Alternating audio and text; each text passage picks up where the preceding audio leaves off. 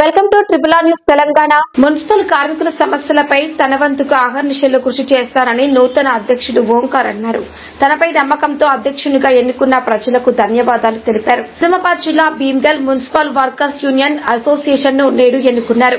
అధ్యక్షులుగా సున్నపు ఓంకార్, ఉపాధ్యక్షురాలిగా కొండ్రా విజయ, బాలమణి, కార్యదర్శిగా బి విశ్వనాథం, కోశాధికారిగా పతాని నవీన్, సహాయ కార్యదర్శులుగా మధు, మనోహర్, సలహాదారులుగా గుర్రం చిన్న రాజన్న, పోషన్న, ప్రవీణ్, రఘు, పోసాని, చెప్పల లక్ష్మీలను ఎన్నుకున్నారు. సందర్భంగా నూతనంగా ఎన్నికైన అధ్యక్షులు సున్నపు ఓంకార్ మాట్లాడుతూ తనను అధ్యక్షునిగా ఎన్నుకున్నందుకు ధన్యవాదాలు తెలిపారు. కార్మికుల సమస్యల పరిష్కారానికి తన వంతు కృషి చేస్తానని చెప్పారు. ఈ సమావేశంలో మున్సిపల్ కార్మికులు తదితరులు పాల్గొన్నారు. ట్రిపుల్ ఆర్ న్యూస్ ప్రతినిధి పృథ్వీరాజ్, మండలం భీమ్గల్, జిల్లా నిజామాబాద్.